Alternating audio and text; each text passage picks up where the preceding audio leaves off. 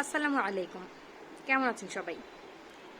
আমাদের সমাজে, আমাদের চারপাশে, আমাদের আশেপাশে এমন অনেক মানুষ আছে যারা কথায় কথায় মানুষকে বডি শেমিং করে।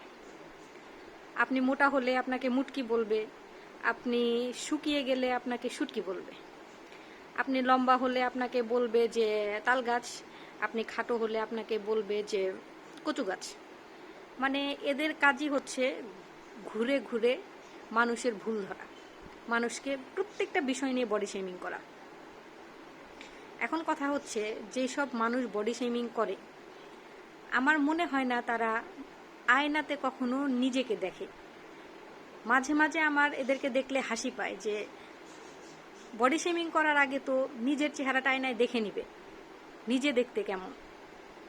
এরা যদি বডি শেমিং করার আগে নিজের চেহারাটা আয়নায় দেখতো তাহলে অন্য কাউকে বডি শেমিং করার আগে 10 বার ভাবতো।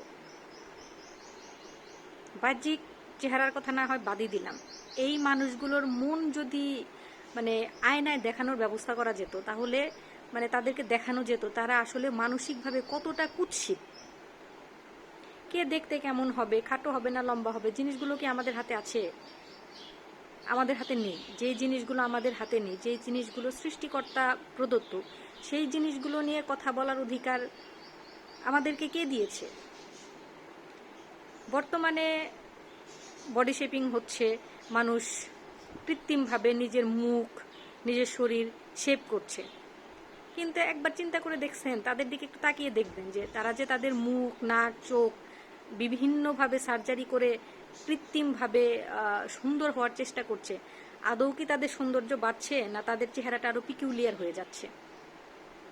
আসলে তারা সম্ভবত মানুষের এইসব বডি শেমিংয়ের জন্যই নিজের চেহারা পাল্টে সুন্দর হতে চায়, কিন্তু আসলেও তো সুন্দর হচ্ছে না, উল্টা দেখতে আরো বিচ্ছিরি হয়ে যাচ্ছে। তাই কুৎসিত মনের মানুষগুলোকে বলতে চাই, কাউকে বডি শেমিং করার আগে দয়া করে আয়নাটা একটু দেখে নেবেন। আয়নাটা দেখবেন আর আপনার পরিবারের লোকজনকে একটু তাকিয়ে দেখবেন, তাহলে দেখবেন আপনার মন থেকে অন্য মানুষকে বডি শেমিং করার চিন্তা চিরতরে চলে যাবে। নিজের মন পরিষ্কার করুন, মন মানসিকতা পরিষ্কার করুন। মানুষের দৈহিক আকৃতি নিয়ে কথা বলার আগে নিজের কুৎসিত চিন্তা ভাবনাকে সংযত করুন আর আল্লাহকে ভয় করুন, কারণ আপনার প্রতিটি কথার জবাব আল্লাহর কাছে দিতে হবে। মানুষের কাছে দেন না দেন, আল্লাহর কাছে তো একদিন ফিরে যেতে হবে, তখন দিতে হবে। ভালো থাকবেন।